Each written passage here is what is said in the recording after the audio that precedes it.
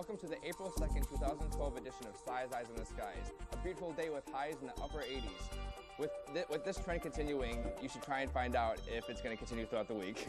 Stay tuned to Size Eyes in the Sky. Welcome to Size Eyes in the Skies. My name is Zach Mlcoch, and I'm joined here with Corey Harguth. Corey, how's it look out there? It's warm, I guess we could say, well above average. Yeah. And I'm not going to try and steal all of Zach's thunder, but a little bit of a change coming later in the week. It's definitely pretty warm out there. Is it warm across the country? Yeah, it has been, and it is actually firing some storms. We might see some here in our neck of the woods, but I've seen reports for down south, Louisiana. We had one tornado report in Texas, which the NWS has already been out and confirmed it to be an EF1 tornado. Oh, really? So pretty active day so far. Yeah, it has been. So far, I have 63 wind reports and 9 hail reports. This is as of about 5 o'clock, so there could be more reports that have come in since then. You think it'll carry on to the night? I honestly don't know. I haven't looked at a lot of stuff today. So. Okay, well, we're going to take it over to the desk with Zach Sharpe with the pretty much Iowa's forecast. How's it going? You know, like you were saying, it's been warm. Currently, it's 83 degrees outside our studio right now, and big surprise coming by midweek, and temperatures cooling down. We're going to go from above 25 degrees above average to back down to about normal almost, and a few chances of rain maybe this week, but otherwise it's going to be fairly nice. Well, let's take a look at that day. Yeah, let's take a look at day planner. Tonight at midnight, you can expect mostly clear skies with a temperature of 63 degrees. There may be a few rain showers possible. We'll watch that because we have some conditions favorable. But with a southwest wind of 7 to 9 miles per hour, you can expect tonight. And tomorrow, when you're waking up at 8 a.m., you can expect mostly cloudy skies with a temperature of 57 degrees with a northwest wind of 10 to 15 miles per hour.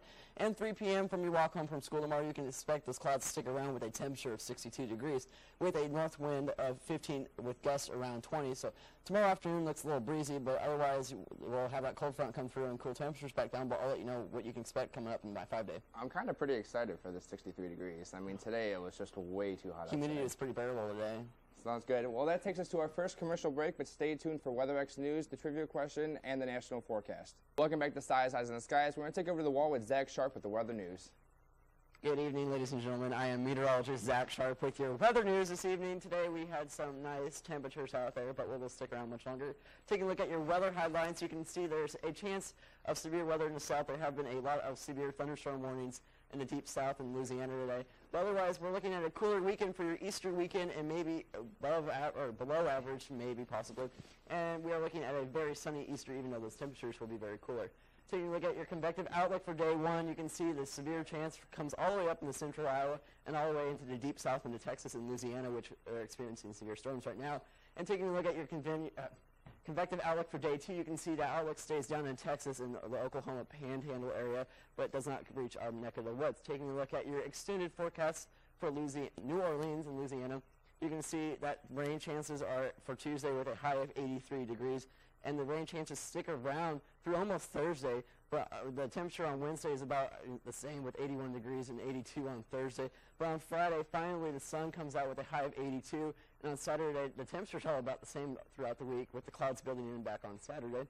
But taking a look at your extended outlook for Williamsport, Pennsylvania, there are freeze warnings out in Pennsylvania due to the cooler temperatures, and overnight, as you can see, by Thursday night you can experience almost 32 degrees, which is freezing. On Tuesday, you can see those clouds stick around with a high of 54, so these temperatures are cooler than what we're experiencing, but by the middle of the week, we'll be almost the same as what they're experiencing right now. But on Thursday, you can see the sun comes out, and on Friday with temperatures in the mid to upper 50s, and by Saturday, you see the sun comes back out with a high of 66. But that's all I got. Back to Zach for your desk. Thanks, Zach. Yeah, that freeze warning down in Pennsylvania is definitely one of the coldest temperatures across the country. But we're going to take a look at today's trivia question right now. How far away can lightning strike from an area where it is raining? Is it A, 2 miles, B, 5 miles, C, 7 miles, or D, 10 miles? Your answer will be coming up after the second commercial break. But right now we're going to take over to the wall with Corey Harguth with the national forecast. Corey? Hey, thanks, Zach. Good evening once again, everyone. We are seeing a few severe thunderstorms down in the south, like Zach just mentioned, and some of those could move up our way as we move into the later parts of tonight. But for now, let's take a look at temperatures. This should say for tonight, or for tomorrow, excuse me. We're looking for your highs to reach the 60s for Minnesota and out to the west until you hit around the Washington area, where we should see about 50s. 60s 70s as we continue to move south into our area of Iowa, and then 80s as we head into the deep south. Taking a look at your jet stream, here is the reason why we're seeing these warmer temperatures with that ridge of high pressure, but then this trough moving in as we move into the later part of the week. That's going to cool us down as we bring in some of that cooler air from Canada. Taking a look at your surface map for tomorrow, not a whole lot going on right here in Iowa, but just down to our south and west parts of Missouri, Kansas, out towards Colorado, they could see some rain. And then also just up to our northeast, as much of Wisconsin could see some rain as well. Taking a look at 6 to 10 day temperatures, warmer throughout most of the country. The only area where we could see cooler temperatures would be out along in California. But although we're saying warmer, it's going to feel quite a bit cooler as we look for those highs to only be in the 60s as we move into the later part of the week. Taking a look at precipitation for the next 6 to 10 days. Wetter conditions as you move out to our northwest, and then very dry as you head down Arizona, New Mexico, parts of Texas and Colorado, but then continuing to dry out across the rest of the country. That's all I've got for your national weather. Zach, back to you. Thanks, Corey. Yeah, that dryness down in the south is definitely something that looks like it's summer. Hopefully the summer keeps away for a little bit. I like the cooler temperatures. But right now we're going to take you to our second commercial break where your answer to today's trivia question will be answered and also Iowa's forecast. Welcome back to Eyes in the Skies. We're going to look at today's trivia question again. How far away can lightning strike from an area where it is raining? Is it A, 2 miles, B, 5 miles, C, 7 miles, or D, 10 miles? The answer is, it's D, 10 miles. We're going to take over to the wall right now with Zach Sharpe with Iowa's forecast. Good evening and welcome back to Eyes on the Skies. I am Zach Sharpe, as you already know. We're short-staffed tonight, but 10 miles, that's pretty far out from the storm, which is sort of impressive. But taking a look at your weather headlines tonight, there is that chance of severe weather tonight or rain possibly. Very isolated, if anything. But those cooler temps will be on the way as we experience a cold front that will work its way through the area tonight. And there are a few rain chances for Wednesday and Thursday. Otherwise, it's going to be dry for most part of the state. Taking a look at the almanac today, we had a high of 80 with a normal for this time is 55. So we were 20 degrees above average, and the record was 85. So we came close to our record. I don't know if we hit that. We'll have to take a look. But our overnight low was 44, and as you can see, we're above average most of the part. In March, interesting statistic, they came out, March was the warmest month so far. Taking a look at your current conditions, it is mostly sunny outside with a high of 75 degrees. Rain is on its way. We're watching this one with a south wind of 10 to 15 miles per hour. And taking a look at your current conditions across the state, it's 81 storm wake with mostly sunny skies, as well as Corinda. And Pella is 80 with Waterloo at 75, and it is mostly sunny across the whole entire state. Taking a look at tonight, you can see mostly clear with a slight isolated chance of a severe storm or a thunderstorm possibly, with a southwest wind of 6 to 8 miles per hour with an overnight low of 56 degrees. Taking a look at tomorrow, you can see the winds will build in with a 10 to 15 miles per hour wind gust out of the northeast. Gusts could gust up to 25 miles per hour with a high of 62, but otherwise mostly cloudy tomorrow as that cold front works its way through the state. Taking a look, like I said, 64 tomorrow with mostly mostly cloudy skies with an overnight low of 44. On Wednesday and Thursday, like I said, that rain can build in. It's only a low percentage right now with a high of 62. On Thursday, a high of 60. And on Friday, it looks like the sun starts to build in with a high of 63. But on Saturday, the rain chances return. It looks like it could be severe at this point, but we're watching it. But otherwise, a high of 64 with overnight lows this week look to be in the mid to lower 40s. But otherwise, it looks pretty cooler compared to what we've experienced, which is going to be a big shock for most of us. It's going to feel downright cold. I know, to but some if of you us. look at it, we're still 5 or 10 degrees above normal. Exactly. And I'm pretty happy with that because, I mean, the past 2 days, yes, they've been nice, and I've seen a lot of red bodies across campus. People burnt like crazy. Yeah.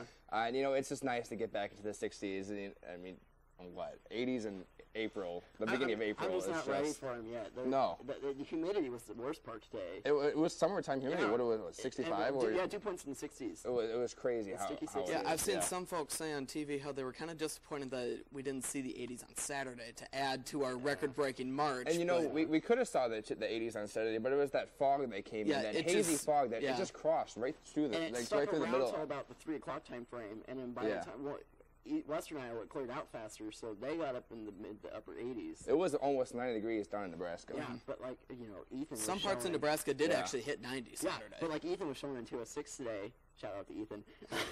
It was 90s in Western Iowa and in mid to upper 40s in Dubuque and Eastern Iowa. Yeah, so it there was was a big crazy. temperature gradient. 250 mile temperature gradient. Yeah, it was crazy.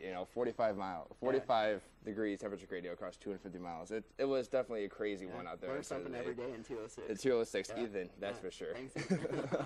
Well, like I said, this week is severe storms. Well, severe. read my mind. Severe Yeah, weather this week. week, And so, just a shout out that on Wednesday there'll be a statewide tornado drill at 10 a.m. That's So gonna be fun. don't be afraid if you hear the tornado sirens soaring because it won't be real. It's a test. But today is flash flood, I Yes. believe, isn't it? Yes. So it's flash flood awareness day. And then, what's tomorrow? Tomorrow, is it severe storm? No. I have no idea. I think they focus on the difference between watches and warnings. Yeah, Yeah. that could be tomorrow. That And might be then the tomorrow. tornadoes are on Wednesday. So. Yeah. Well, speaking of watches and warnings, Corey, you have a nice little piece Yeah, on the warnings. starting today, some National Weather Service offices, specifically in parts of eastern Kansas and into Missouri, are going to start trying something new that they call impact-based warnings. Oh, I saw that on the news. Mostly because of the events in Joplin and Tuscaloosa roughly a year ago. And what they're going to do, they're going to be putting stronger words into the warnings saying like significant damage or catastrophic damage, things like that. Just to make people seek shelter earlier. Yeah. Because once Yep. you hear the warning, I mean, you have maybe less than 5 minutes, or the tornado could be just right down It your could be block. right on top It could of be you at right that on top point. of you, and I mean, you could have widespread loss of I life. heard that if it works in Missouri and Kansas, then it will eventually work Yep. its way across to other states. I think Yeah. it's a really good Yeah, idea. and like I said, they're starting it today, and the test or experiment, I guess they're calling it, Yeah. they're going to try running it through the end of November and just see where they can go from there. Yeah, we're always trying to improve how we can help Yeah, save definitely, lives. definitely. And a lot of people, I know maybe on Wednesday our people will talk about it, but tornado warning sirens, a lot of people take those as, oh, that's good enough, and they don't. Yeah, you can't wait for the sirens. Yeah, the sirens aren't meant for inside; they're meant for people Exactly. outdoors. And you can't even hear them if you're inside your house. Like A lot of places can't, no. Yeah. The typical case that you hear is, oh, I didn't hear the warning go off, when in reality the warning did sound probably in your area, but since you're indoors and your doors Yeah. are all locked up, I mean, you couldn't hear anything. Like I know on the news tonight, they were showing that they were out live at Hy-Vee and trying to promote their weather radios. Yeah. 'cause everyone Go out should and get buy one. Yeah. They're fairly cheap, only $30. And Yeah, I have one at home in Minnesota, and it's one of the best things we've had yeah. in the past few years. But tornadoes are only one portion. Flash Yes. floods are another part. And like It's actually the most deadly. yeah, don't go around, turn around, don't go through that water. What 18 inches before your car floats away, Yep, yeah. and then 6 inches of moving water. What, like we said last Wednesday, was Yeah. our trivia question. 6 inches of water, only what it takes for you to get swept off your feet. So not a lot of water before you can get. And flash floods, I believe, are the #1 killer of weather. Yeah, Yes. that's what Yep. Corey, Corey Yeah. just mentioned that. It's, I mean, it's definitely this time of year, and for how warm it has been and for how warm the ground has been, like the Yeah. severe storms could even get even more Yeah, severe. this So- year this could be a very active season. Yeah, so thinking of tornado safety and just in general severe storm safety, you should honestly look into it even more in depth this year than in years in the past. But it's good to talk about severe weather, keep people safe, and maybe there's that slight chance we talked about tonight. We're watching that one. I know the cap was still in place, so it wasn't really firing those storms, but maybe it will break and we'll start getting some of those severe storms. I like severe storms, so I do too. hopefully we'll get some come through. What do you see out of it tonight? Do you see any hail? Do you see any The winds? main threats are large hail and damaging winds. The National Weather Service said there is a chance that they want spotters to be activated, so they're watching it. I know that was updated earlier. This morning they didn't really think they would need spotters, but around 4 o'clock this afternoon they said They updated their that we need. outlooks. Yeah, so they're watching that one, so hopefully we'll get some storms. I know like last week we had those storms come through and had nice lightning and thunder, and even some small hail came along, which was very nice. It was pretty exciting hearing the Yeah. typing on you, and I'm like, is that hail? I Really? ran It's hail? outside, I and was happy. Of course, if we do see anything, we'll cover it on Wednesday, and Yeah. then if anything does pop later tonight, we'll turn to your actual news stations and stay safe at night. Yeah, so if you hear your broadcasters say there's a warning, severe storm warning, tornado warning, take shelter immediately. Don't wait for any sign. Actually, take shelter. Don't wait. Don't wait. Yeah, and if there is a tornado warning, don't wait. Don't wait. Tornado warning, put as many walls as between you as possible. As many walls, yep. Well, thank you so much for joining us on Size Eyes in the Skies. Stay safe during the severe weather season.